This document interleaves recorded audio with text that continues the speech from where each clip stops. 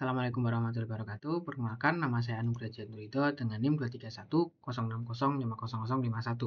Nah, di sini saya akan sedikit mempresentasikan mengenai mobile computing pada bagian Wi-Fi.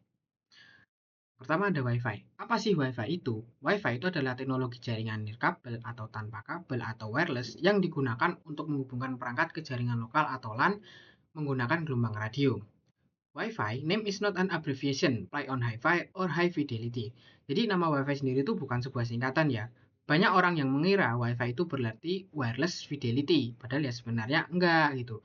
Nama Wi-Fi sendiri itu hanya permainan kata dari nama Hi-Fi itu atau high fidelity. Yang dulu nama Hi-Fi itu populer itu di dunia audio gitu.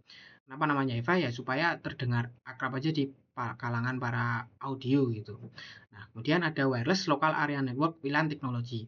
Jadi Wi-Fi sendiri itu merupakan bagian dari teknologi WLAN ya atau wireless local area network. Jadi secara teknis Wi-Fi itu ya adalah WLAN itu sendiri gitu. Kemudian WLAN and Wi-Fi often use synonymous. Nah, WLAN dan Wi-Fi itu sering dianggap sama ya karena Wi-Fi itu adalah standar yang paling umum digunakan untuk jaringan lokal wireless gitu. Kemudian typically in 2.4 and 5 GHz band. Jadi Wi-Fi itu beroperasi di frekuensi 2,4 GHz dan juga 5 GHz.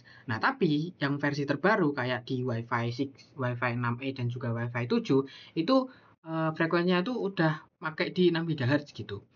Kemudian based on IEEE 802.11 Family of Standard.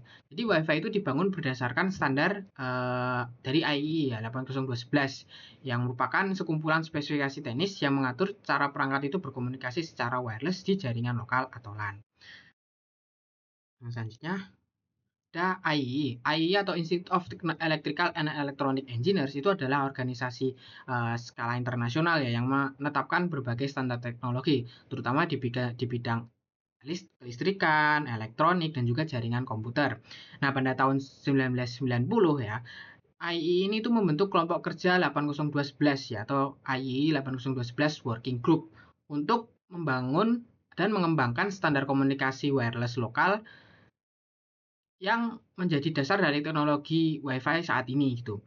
Nah, standar pertamanya itu disahkan pada tahun 1997 ya, dengan kecepatan transfer tuh 1 sampai 2 megabit per second. Memang sangat pelan ya dibandingkan Wi-Fi modern saat ini, tapi ya itu zaman dulu gitu loh ya. Nah, pelan ya udah gitu.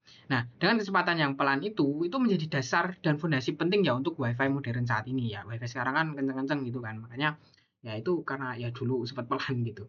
Nah setelah itu AI itu terus mengembangkan versinya ya untuk meningkatkan kecepatan, jangkauan dan juga efisiensi. Nah sini ada jenis-jenisnya ya ada 11B, 11A, kemudian 11G, 11N dan 11AC dan lain sebagainya.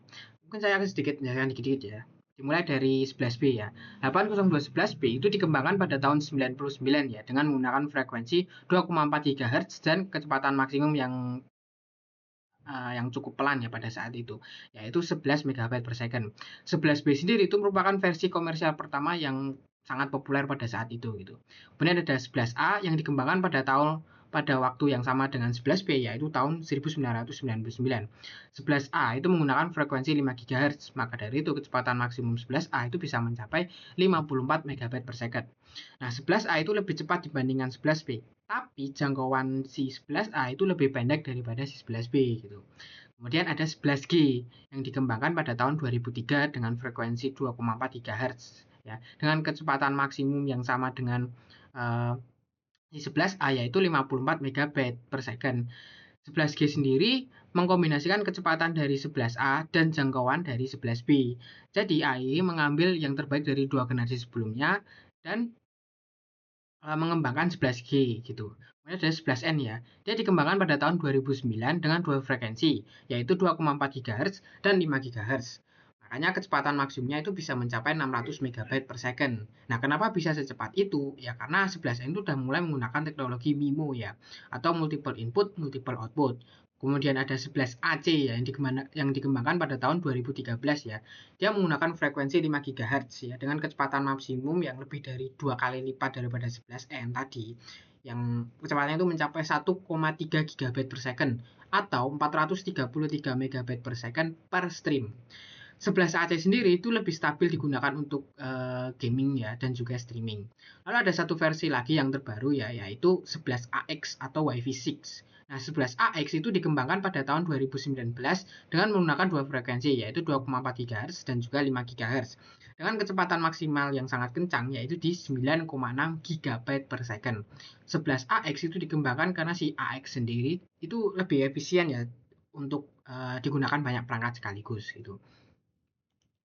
Kemudian ada AI 802.11 standar ya. 802.11 itu berfokus pada dua lapisan terbawah dari OSI model ya, yaitu data link layer dan juga physical layer. Saya akan jelaskan satu mulai dari yang pertama, data link layer. Data link layer itu bertanggung jawab untuk mengatur bagaimana data itu ditransfer dari satu perangkat ke perangkat lain di jaringan lokal atau di dalam LAN. Pada 802.11 sendiri, layer data link layer itu dibagi lagi menjadi dua sub layer, yaitu ada Logical Link Control atau LLC dan Medium Access Control atau MAC. LLC atau Logical Link Control dia berfungsi untuk menjaga keandalan dan juga aliran data atau flow control antar perangkat serta menyediakan interface ke network layer. Nah, kemudian ada MAC ya atau Medium Access Control itu berperan dalam mengatur bagaimana perangkat itu berbagi media wireless atau radio. MAC memastikan tidak adanya tabrakan sinyal atau collision saat beberapa perangkat itu mencoba mengirimkan data secara bersamaan. Kemudian yang kedua ada physical layer. Physical layer itu mengatur bagaimana data itu benar-benar dikirimkan secara fisik melalui gelombang radio. Di physical layer itu terdapat dua bagian utama ya. Yang pertama ada physical layer convergence procedure atau PLCP dan juga physical medium dependent atau PMD. PLCP ya yang dia bertugas untuk mengubah data dari layer di atasnya menjadi format yang siap ditransmisikan atau dikirimkan, termasuk menambahkan header dan juga sinkronisasi. Lalu ada PMD, Physical Medium Dependent, yang mengatur cara sinyal dikirim dan diterima melalui media wireless, termasuk frekuensi, modulasi, dan juga kekuatan sinyal. Nah, jadi intinya MAC itu mengatur siapa dan kapan ya boleh berbicara, sedangkan PLCP dan PMD itu mengatur bagaimana caranya berbicara melalui udara atau frekuensi itu. Nah, yang selanjutnya ada IEEE standards ya. IEEE standar itu memiliki banyak standar jaringan wireless yang dibedakan berdasarkan cakupan area dan fungsi yang tadi sudah kita bahas sebelumnya. Nah, di dalam slide kali ini itu terdapat tiga kategori utamanya. Yang pertama ada WLAN ya atau Wireless Local Area Network, lalu ada WPAN atau Wireless Personal Area Network dan yang terakhir ada WMAN atau Wireless Metropolitan Area Network. WLAN atau Wireless Local Area Network itu menggunakan standar IEEE 802.11 ya. WLAN dan juga standar 802.11 itu adalah standar dari WiFi yang kita gunakan sehari-hari dimanapun gitu, kayak di rumah, kampus atau kantor. Nah, WiFi sendiri dia lebih berfokus pada komunikasi secara wireless ya dalam area lokal ya atau LAN, seperti di dalam suatu gedung atau sebuah ruangan gitu. Nah, kemudian versi-versinya itu terus berkembang ya. Misalnya di situ ada 11, di sini itu ada 11A, 11B, 11G dan lain sebagainya. Nah, tiap versi itu dikembangkan untuk meningkatkan kecepatan, jangkauan, dan juga efisiensi. Kemudian ada juga ekstensi ya, kayak misalnya ini ada 11I, E, dan lain sebagainya. Kayak 11I itu dia itu untuk keamanan atau WPA2 ya. Kemudian ada 11E ya, atau dia gunanya untuk QoS atau Quality of Service gitu. Kemudian yang kedua ada WPAN ya, atau ya WPAN lah saya ngomongnya, atau Wireless Personal Area Network ya. Nah ini. Nah, dia menggunakan standar AEI 802.15. WPAN didesain untuk komunikasi jarak dekat antar perangkat pribadi ya, biasanya hanya beberapa meter. Contohnya kayak di sini nih 802.15.1 itu ya Bluetooth gitu. Nah, 802.15.1 itu digunakan untuk apa namanya koneksi antar HP, headset, mouse ke mouse, kemudian keyboard yang bisa Bluetooth dan lain sebagainya.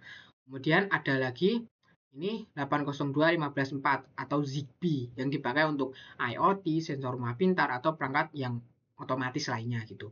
Kemudian ada juga ya itu apa namanya 802.3 ya atau high grade WPAN dan juga 802.15 ya.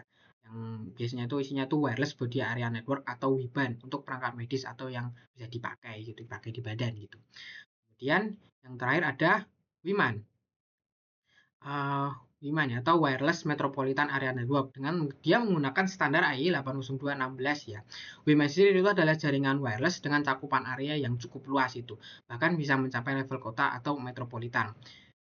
WIMAN dikenal dengan nama WiMAX ya, atau Worldwide Interoperability for Microwave Access. Nah, dulu itu dia sempat populer ya sebagai pesaing awal dari 4G sebelum akhirnya dia digantikan oleh LTE. Jadi secara singkatnya ya, secara singkat yang sudah saya sebutkan tadi di sini, WiFi itu untuk area lokal, Bluetooth dan Zigbee untuk area pribadi, dan WiMAX untuk area yang besar, metropolitan atau kota. Kemudian di sini ada Wi-Fi Alliance Mission Statement. Wi-Fi Alliance itu adalah organisasi non-profit ya, yang artinya itu dia tidak berorientasi pada keuntungannya atau tidak memikirkan banyak tentang keuntungan gitu. Nah, Wi-Fi Alliance sendiri dia berperan besar dalam memastikan bahwa semua perangkat Wi-Fi itu bisa saling terhubung tanpa masalah gitu, meskipun diciptakan oleh merek-merek yang berbeda. uh, Tugas utama ya dari WiFi Alliance itu kayak yang pertama tuh dia non profit organization ya, jelas ya, ini artinya dia tidak terlalu apa ya, berorientasi pada keuntungan, nggak terlalu memikirkan keuntungan lah. Kemudian dia juga mengelola sertifikasi produk Wi-Fi. Wi-Fi Alliance dia tuh menguji banyak perangkat ya, termasuk kayak laptop, router, smartphone, printer, dan lain sebagainya, untuk memastikan semua perangkat tadi itu mematuhi standar dari Wi-Fi ya, atau IEEE 802.11, dan bisa saling beroperasi dan berkomunikasi dengan lancar antar merek. Gitu. Jika perangkat itu sudah dites ya, kemudian lulus uji tesnya tadi, maka perangkat tersebut uh, berhak mendapatkan label Wi-Fi Certified. Kemudian dia juga menumbuhkan pasar global untuk teknologi Wi-Fi. Jadi Wi-Fi itu apa ya, mendorong ya adopsi luas di Wi-Fi di berbagai bidang ya, mulai dari perangkat rumah tangga, otomotif, industri, hingga IoT atau Internet of Things. Kemudian dia juga menetapkan standar tambahan dan juga fitur baru ya. Jadi mereka tuh nggak membuat standar utama ya, itu tugas dari si AI tadi. Nah, tapi mereka sering mengembangkan fitur pelengkap ya. Ya, maksudnya kayak apa tadi namanya, extension gitulah. Kayak misalnya keamanan, WPA, WPA 2, WPA 3, kemudian WiFi Direct, Passpoint, dan lain sebagainya. Kemudian WiFi Alliance dia juga melakukan pengujian interoperabilitas yang ketat. Jadi artinya setiap produk yang ingin mendapatkan sertifikasi, yang dia harus melalui banyak ujian yang bisa dibilang ketat gitu, untuk memastikan stabilitas koneksi antar perangkat yang berbeda. Nah, selanjutnya di sini ada certified and logo ya. Certificate dan logo, maaf. Sertifikat di sini dia menunjukkan bahwa produk tersebut tuh telah lulus ya uji tes tadi ya, uji tes interoperabilitas ya. Jadi artinya dia bisa berfungsi dengan baik ya dengan perangkat WiFi lain dan berbagai produsen atau merek. Dan selanjutnya ada 802.11b obsolete ya. Jadi 11B itu dikenalkan tadi ya pada tahun 1999. 11B itu merupakan standar WiFi pertama yang pada waktu itu cukup populer di pasaran karena harganya yang terjangkau dan performanya stabil untuk zamannya gitu. Kemudian dia juga menggunakan frekuensi 2,4 GHz ya. Ya, dia bagian dari ISM ya, atau industrial, scientific, dan juga medical, yang dia tuh tidak berlisensi. Jadi artinya semua perangkat tuh bisa memakai apa namanya, frekuensi 2,4 GHz tanpa izin dari pemerintah. Nah, eh, karakteristik dari 2,4 GHz dia itu memiliki kecepatan pengirimannya 1 sampai 11 MB per second. Nah, realnya atau nyatanya itu ya hanya sekitar 4 sampai 5 MB per second. Jangkauannya tuh sekitar 100 sampai 300 kaki ya, sekitar 30 sampai 90 meteran lah. Tergantung kondisi ruangan dan juga penghalang di sekitar ya, atau halangan.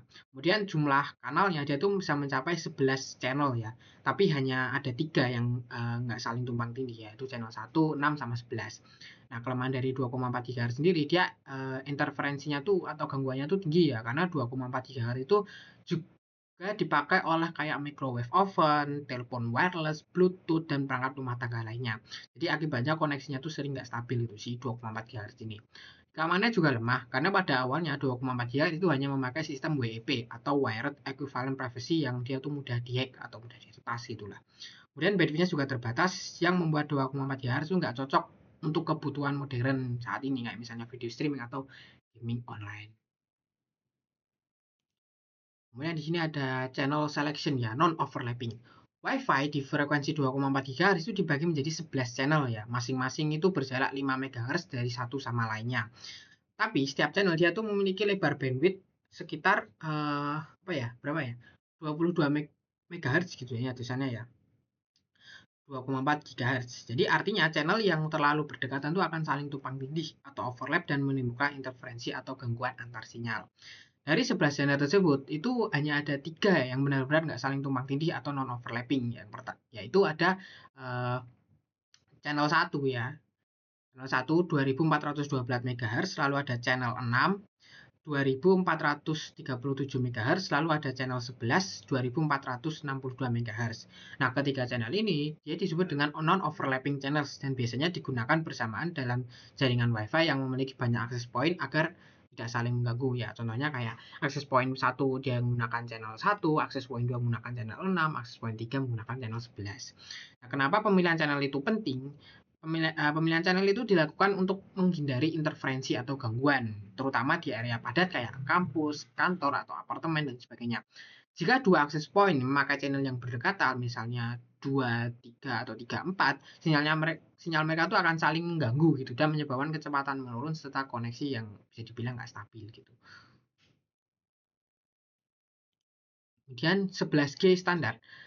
11G itu adalah hasil pengembangan dari 11B ya. 11B yang menggunakan frekuensi 2,4 GHz. Nah, karena menggunakan frekuensi yang sama, 11G itu juga mengalami masalah yang sama kayak interferensi dari perangkat lain ya, kayak tadi microwave, Bluetooth, telepon wireless dan sebagainya. 11G sendiri dia memiliki kecepatan maksimal di 54 MB per second. Tapi kecepatan nyatanya itu biasanya hanya sekitar 20-25 MB per secondan lah. Dan bisa turun ke sekitaran 14 MB per second jika masih ada perangkat 11B yang terhubung. Kenapa? Ya karena backward compatibility. Apa itu backward compatibility? Backward compatibility backward compatibility atau backward compatible itu artinya perangkat baru ya atau 11G itu tetap bisa berkomunikasi dengan perangkat lama atau 11B. Tapi agar si 11G itu bisa terhubung atau nyambung dengan perangkat lama ya atau si 11B, maka sistem 11G itu harus turun ke model lamanya si 11B agar keduanya itu bisa saling mengerti satu sama lain. Jadi bisa saling berkomunikasi lah. Nah, backward compatible itu yang menyebabkan kecepatan jaringannya itu menjadi turun gitu untuk mengikuti sistem lama si 11B. Jangkauan dari 11G itu sedikit lebih pendek dari 11B ya, karena kecepatannya lebih tinggi ya, berarti sinyal lebih mudah untuk melemah. Teknologi yang digunakan 11G itu adalah Frequency Division Multiplexing ya, atau FDM yang bertujuan untuk meningkatkan efisiensi transmisi atau pengiriman data. Jadi secara sederhananya 11G itu bisa dibilang versi lebih cepat dari 11B, tapi masih punya kekurangan yang sama di sisi interferensi dan juga jangkauannya. Gitu. Kemudian ada 11A ya. 11A itu adalah satu varian awal yang diciptakan tahun 99 juga lah dari standar WiFi yang dikembangkan bersamaan dengan 11B tadi. Tapi dia menggunakan teknologi dan frekuensi yang sangat berbeda. Kalau 11B dan 11G tadi dia menggunakan frekuensi 2,4 GHz, 11A itu justru bekerja pada frekuensi 5 GHz. Frekuensi 11A ya jadi lebih tinggi gitu. Artinya dia bisa membawa data lebih cepat, tapi jangkauannya jadi lebih pendek dan lebih mudah terhalang dinding atau benda padat lainnya. Nah, karena dia bekerja di 5 GHz, interferensinya dia lebih rendah. Dia nggak terganggu oleh microwave tadi, kemudian telepon wireless atau perangkat Bluetooth di 2,4 GHz. Nah, keunggulan dari 11A sendiri, dia memiliki 12 channel ya, dan 8 diantaranya itu nggak saling tumpang tindih atau non-overlapping. Dari non-overlapping tadi, dia memungkinkan lebih banyak akses point yang dipasangkan secara berdekatan gitu, tanpa saling mengganggu antar akses point. Kemudian 11A juga mendukung kecepatan 6-54 MB per second dengan kecepatan realnya atau nyatanya itu sekitar 27 MB per second. 11A dia juga menggunakan teknik frekuensi division multiplexing ya tadi ya FDM dengan cara memecah frekuensi menjadi beberapa saluran agar dapat mengirim data secara paralel. Sifat dari 11A yang fleksibel itu bisa membuat 11A itu menggabungkan beberapa channel ya untuk meningkatkan throughput atau kecepatan agar lebih efektif gitu. Dan karena lebih banyak channel yang tidak overlap, pengaturan jaringan yang lebih besar itu juga lebih mudah gitu untuk dilakukan tanpa saling mengganggu antara sinyal. Tapi kelemahannya ya dia juga ada si 11A ini. Dia jangkauannya lebih pendek dibanding 11B dan 11G. Nah, karena 5 GHz dulu belum umum digunakan, maka perangkat 11A itu nggak kompatibel ya dengan apa namanya dengan si 11B atau 11G. Jadi 11A itu nggak bisa langsung terhubung ke jaringan 2,4 GHz gitu tanpa perangkat dual band gitu, dual frekuensi gitu.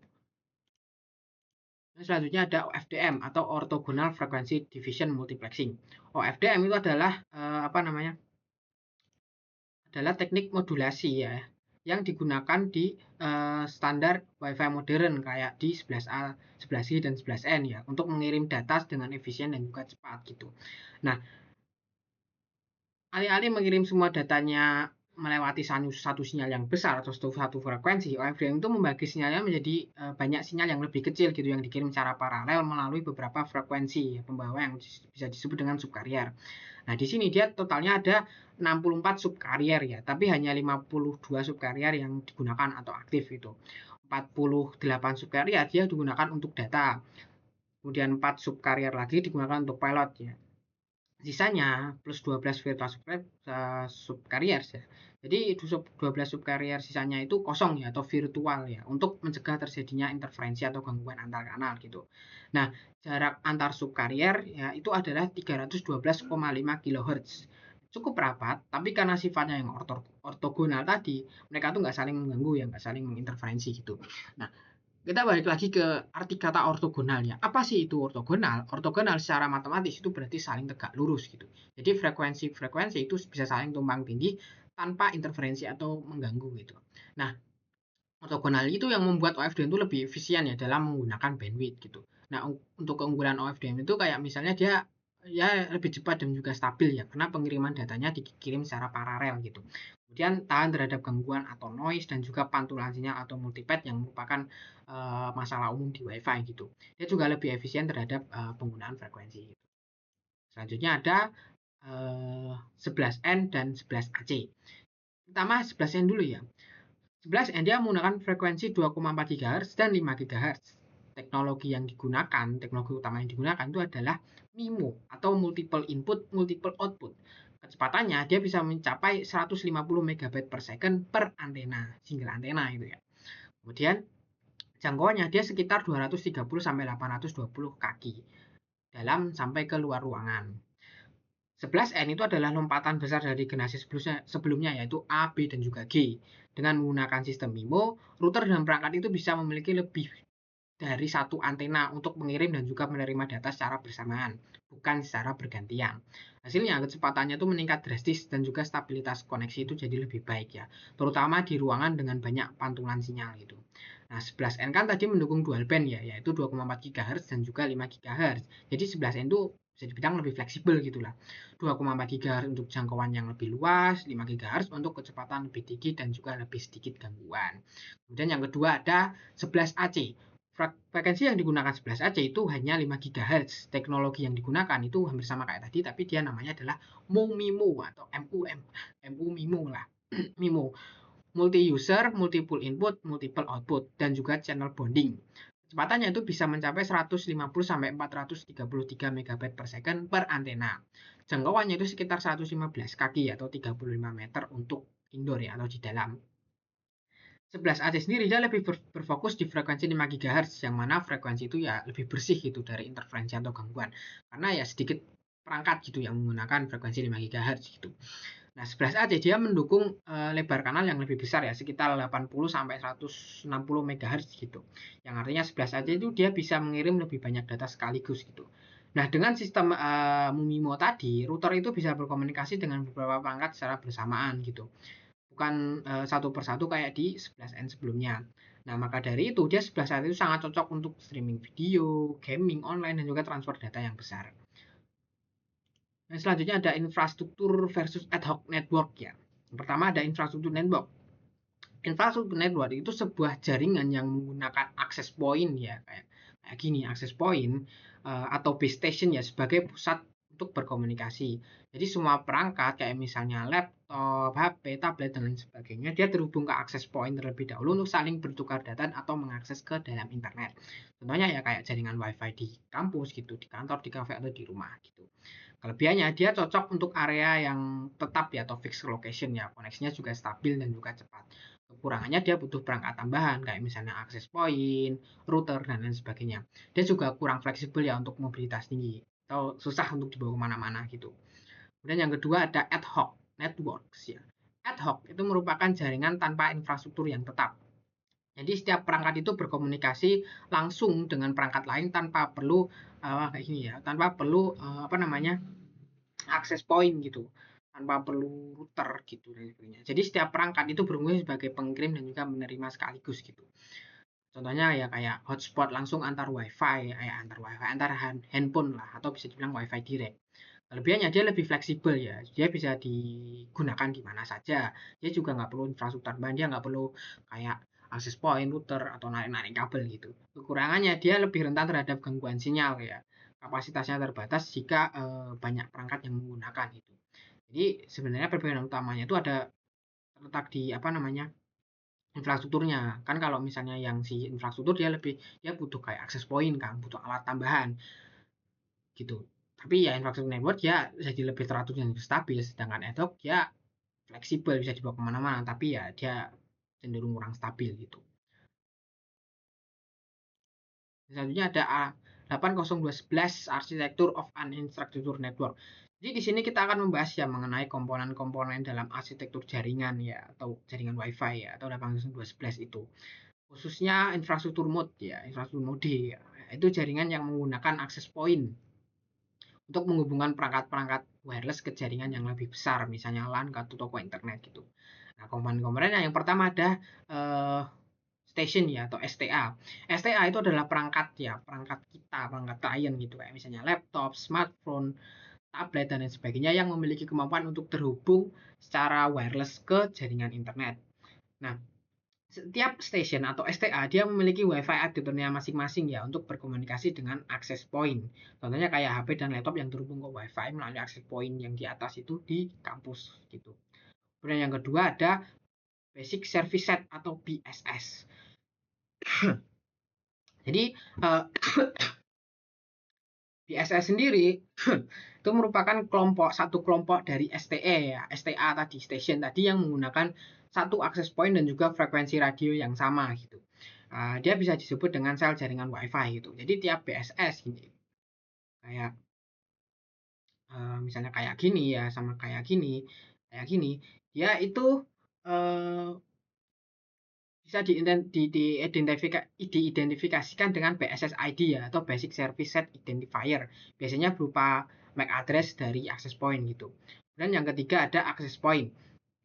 Nah, access point dia berfungsi sebagai penghubung antar perangkat wireless ya atau STE tadi dan jaringan kabel LAN serta mengatur lalu lintas data antar perangkat di dalam satu BSS dan ke jaringan luar. Nah, kayak gini ya access point gitu. Kemudian selanjutnya ada portal. Portalnya adalah jembatan antar jaringan ya, jaringan wireless atau nirkabel ya, atau 802.11 WiFi dan jaringan kabel kayak misalnya LAN, misalnya ya Ethernet gitu. Biasanya portal ini bisa berupa router atau switch yang terhubung ke internet. Kemudian yang terakhir, yang kelima itu ada distribution system atau DS. DS itu adalah jaringan penghubung antar beberapa AP ya, yang kayak gini nih, yang kuning ini. Agar beberapa BSS itu bisa digabung menjadi satu jaringan yang lebih besar gitu. Gabungan beberapa BSS itu bisa disebut dengan Extended Service Set atau ISS. Dan selanjutnya adalah 802.11 Architecture of an Ad Hoc Network. Di jaringan ad hoc sendiri, komunikasi dilakukan langsung antar STI atau station karena nggak ada AP ya. Jadi jangkauannya dia terbatas pada area sinyalnya WiFi masing-masing perangkat gitu. Jadi kalau salah satu perangkat keluar dari jangkauan, ya koneksinya akan terputus gitu. Komponennya sebenarnya nggak jauh beda. Yang pertama ada station ya atau SDA. SDA dia sama kayak sebelumnya. SDA itu perangkat klien ya kayak laptop, smartphone atau tablet yang memiliki adaptor WiFi. Bedanya di sini mereka tuh berkomunikasi secara langsung gitu tanpa perantara perangkat tambahan kayak access point gitu. Dan yang kedua ada Independent Basic Service Set atau IBSS. IBSS itu adalah kelompok perangkat STA ya kayak satu kayak gini, dua kayak gini yang saling terhubung menggunakan frekuensi radio yang sama.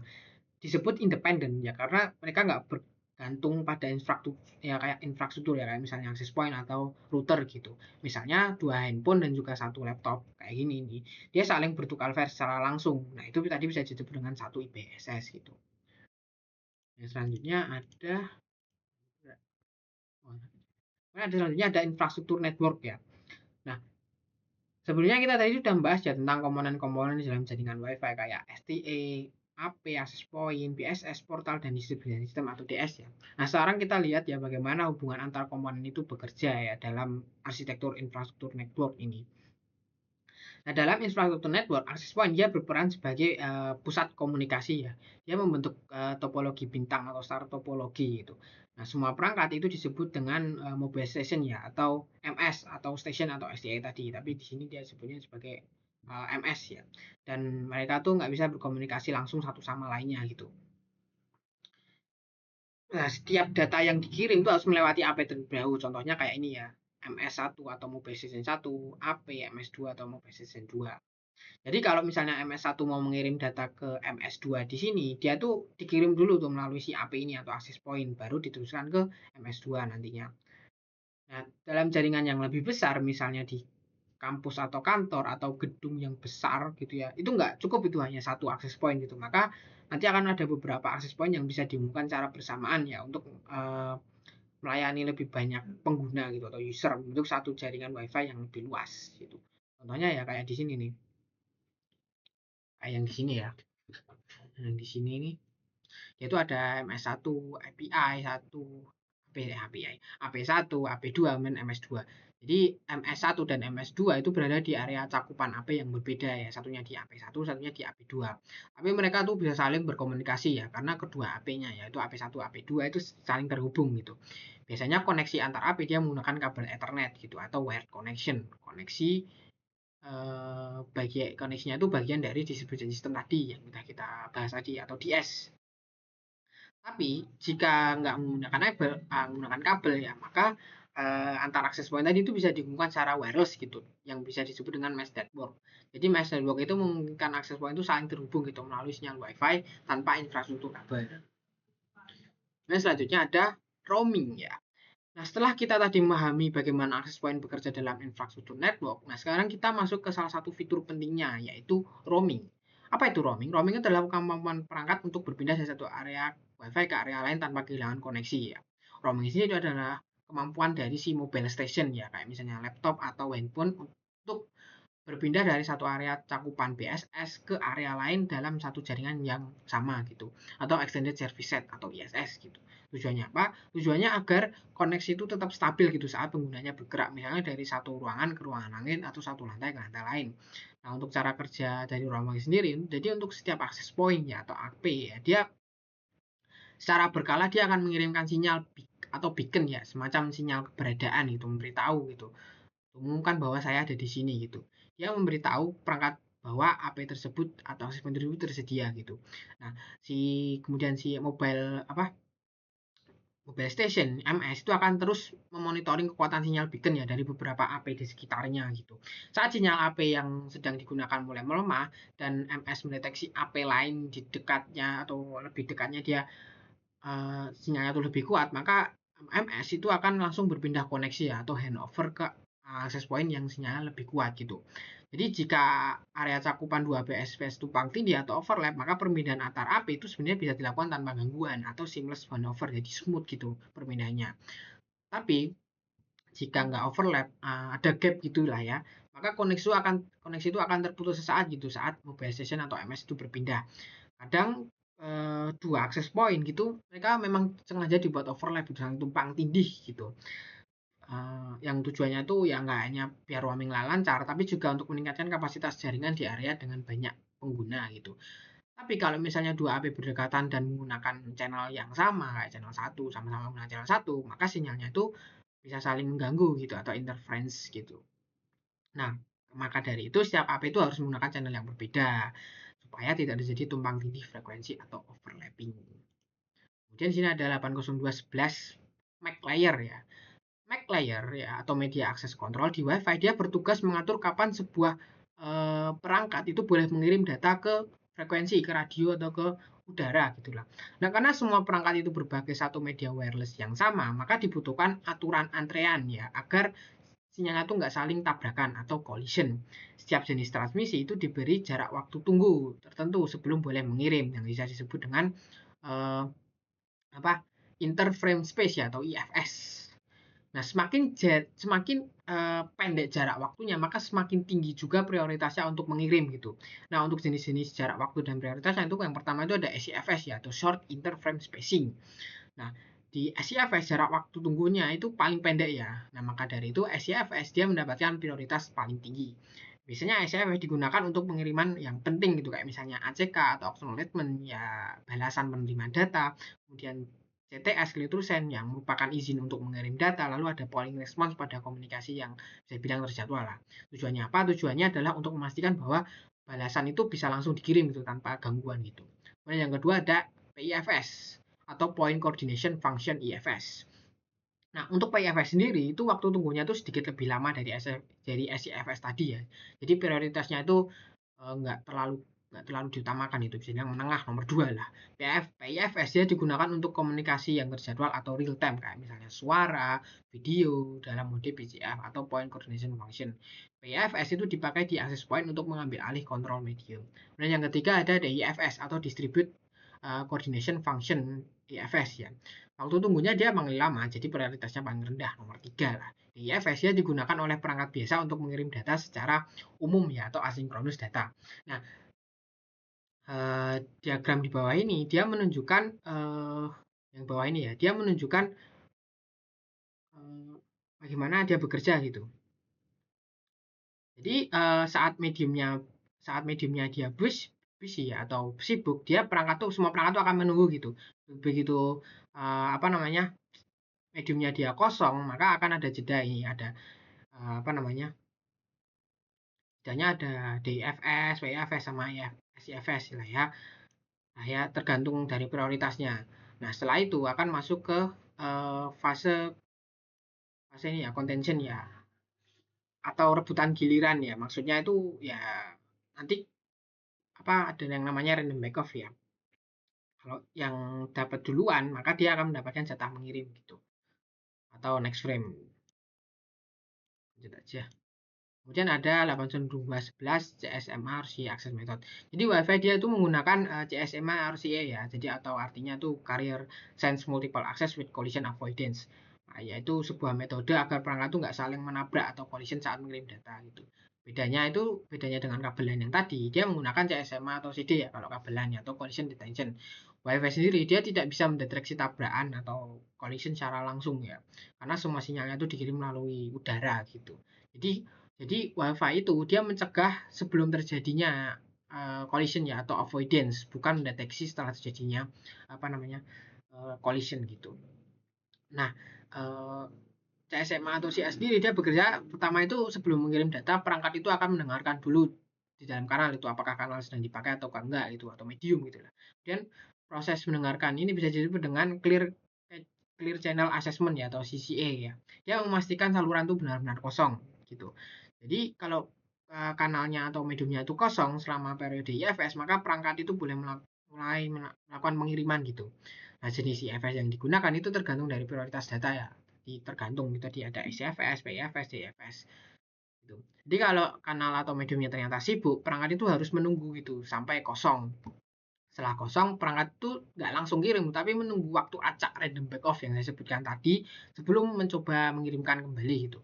Random backoff itu digunakan untuk mencegah dua perangkat itu mengirim di waktu yang bersamaan. Kalau misalnya mengirim di waktu yang bersamaan, maka akan terjadi tabrakan data atau collision gitu.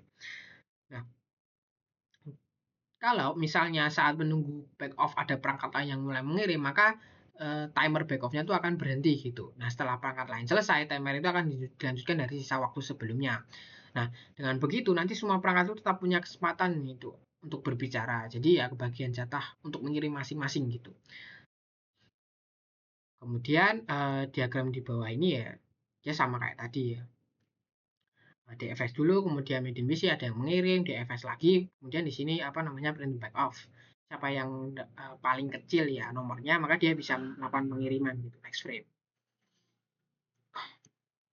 Ya, selanjutnya ini ada apa competing station ya.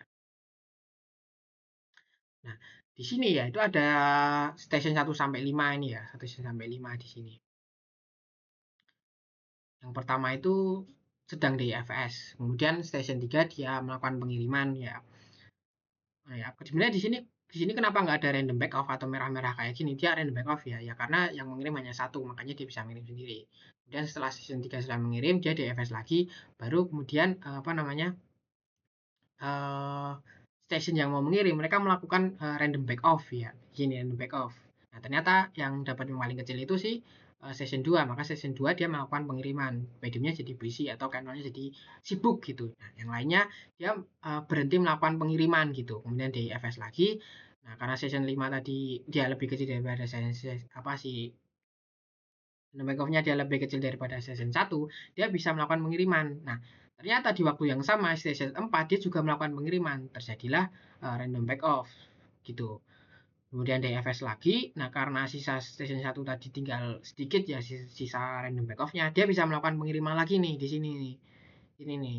Sedangkan tadi session 4 dan 5 karena mereka apa namanya collision, mereka random back off lagi. Dia memilih angka acak untuk melakukan hitung mundur gitu, lalu menunggu giliran mereka masing-masing gitu.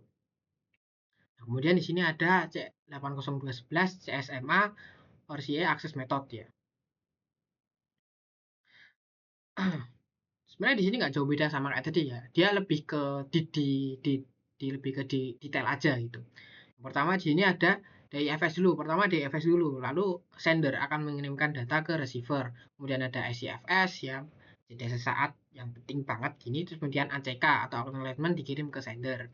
Nah setelah ACK selesai ya, semua pengiriman selesai, DFS dulu nih. Baru nanti session lain yang mau melakukan pengiriman itu akan melakukan yang namanya random back off. Siapa yang mendapatkan paling kecil dia berhak untuk melakukan pengiriman gitu, pengiriman data selanjutnya gitu. Kemudian di sini ada CSMA RCA Access Method, masih sama ya. Dia di sini lebih ke detail lagi. Yang pertama dia DFS dulu semuanya ada jedanya ya DFS. Kemudian sender itu akan mengirimkan request to send ke receiver gitu. Dikirimlah request to send ke receiver, SCFS terlebih dahulu, baru setelah itu receiver mengirimkan CTS atau clear to send ke sender. SCFS lagi, baru sender bisa mengirimkan datanya ke receiver. Lalu ada jeda SCFS lagi, setelah itu receiver baru bisa mengirimkan ACK ya atau acknowledgement ke si sender. Setelah itu DIFS lagi, station lain ya atau STA atau perangkat lain yang mau melakukan pengiriman itu akan melakukan random back off ya. Di merah-merah ini baru yang nanti yang paling kecil ya random back off-nya dia bisa mengirimkan apa namanya data gitu. Lalu ada fragmentation. Ini nggak jauh beda sama yang sebelumnya ini ya. Cuman di sini paketnya itu dipecah. Ada fragment 1, ada fragment 2.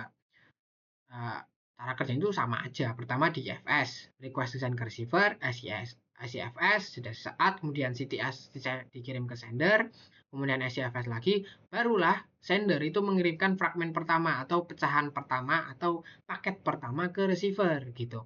Kemudian SCFS lagi, lalu receiver akan mengirimkan acknowledgement pertama untuk fragmen pertama, pecahan pertama ya ke sender, ke sender, kemudian SCFS lagi, baru setelah SCFS selesai, sender bisa mengirimkan paket kedua, fragmen kedua atau pecahan kedua ke receiver.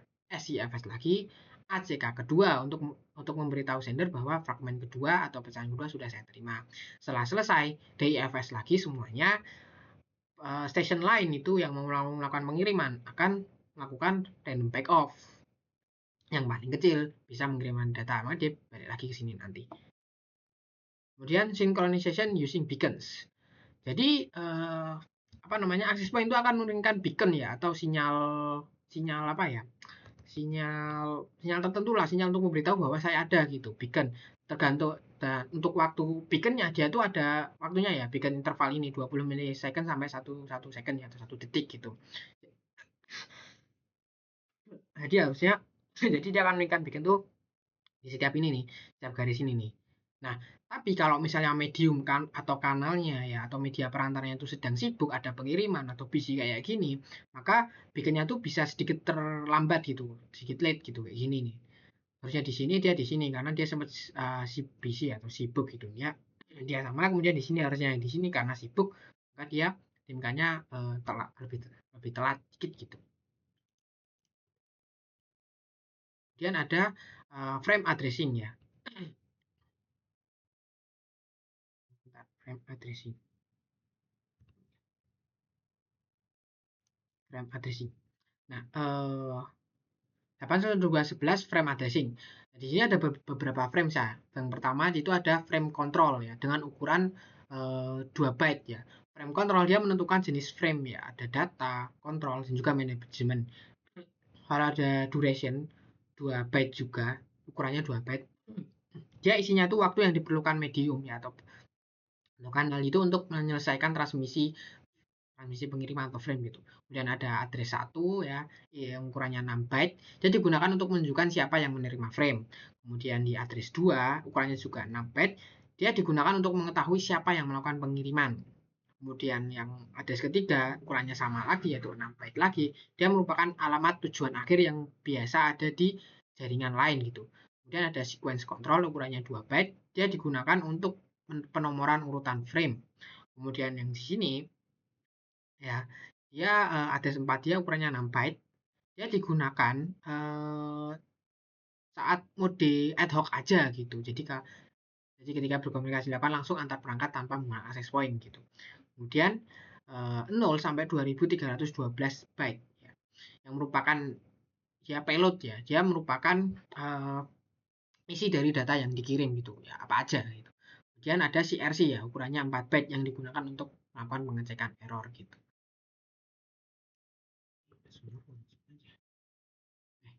Nah, sini masih sama ya frame addressing ya. Frame addressing. Nah, si H1 atau host 1 dia akan melakukan pengiriman paket ya ke H2 ya. Pertama dia akan pergi ke access point terlebih dahulu. Access point sini dari H1 ke access point ya dengan addressing nya itu kayak gini. Yang pertama ada access point MAC address atau access point mana yang akan dilewati atau dituju. Kemudian ada H1 MAC address. H1 itu si hostnya, H1-nya atau si pengirimnya ya, MAC address pengirimnya. Kemudian R1 MAC address ya. Atau router mana yang akan dilewati atau dituju, itu ke sini gitu. Nah, kemudian dari access point paketnya setelah sampai di access point dia akan kirim ke router 1. Nah, di sini waktu pengiriman tuh addressnya tuh udah berbeda.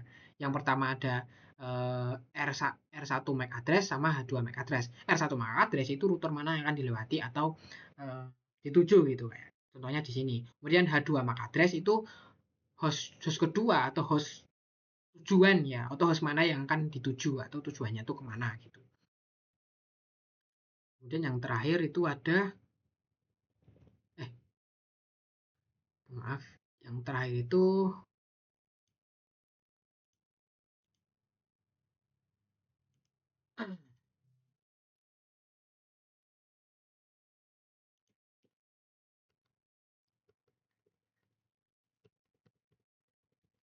yang terakhir ya dia ini apa namanya? Apa ya? Mendetail ya, apa lebih memperbesar di bagian frame controlnya. Nah, di bagian frame control itu isinya tuh yang pertama ada protokol version ya, yang ukurannya itu 2 bit, 2 bit bukan 2 byte ya, 2 bit. Dia uh, protokol version dia itu biasanya itu diisi 0 ya. Biasanya diisi 0 yaitu via versi standar dari 802.11 atau si WiFi. Kemudian ada type ya, frame type ya, ukurannya 2 bit juga. Dia berfungsi untuk menentukan kategori frame, misalnya 00 untuk manajemen, 01 untuk kontrol, 10 untuk data. Kemudian ada subtype ya, ukurannya 4 bit sendiri dia. Dia menentukan jenis spesifik dari frame ya, misalnya RTS, request to send, CTS, clear to send, ACK, dan beacon, request data, QoS data atau quality of service data dan lain sebagainya. Kemudian to AP ya. Ukurannya itu 1 bit. Dia tuh menunjukkan apakah frame itu menuju ke distribution system ya. Atau misalnya ke access point di sini to AP maka access point itu. Kemudian from AP ukurannya 1 bit. Dia menunjukkan untuk menunjukkan ya si apakah frame tersebut datang dari distribution system. Misalnya ya dari sini AP gitu from AP kok. Kemudian ada more frag ya isi ukurannya 1 bit ya. For flag dia digunakan untuk menandakan bahwa frame tadi itu bagian dari data yang terfragmentasi ya, atau dipecah gitu. Kemudian ada retry ya, ukurannya 1 bit. Nah, frame ini tadi dia gunakan untuk retransmisi ya, atau pengiriman ulang dari frame sebelumnya.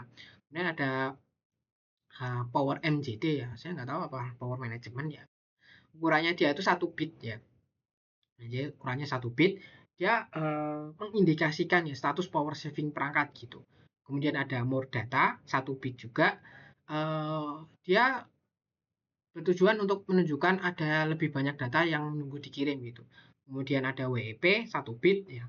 Dia digunakan untuk menunjukkan apakah frame itu dienkripsi ya dengan menggunakan WEP atau wireless equivalent privacy. Kemudian yang terakhir ada RSVD, ukurannya 1 bit. Artinya reserved atau tidak digunakan, biasanya diisi 0 gitu.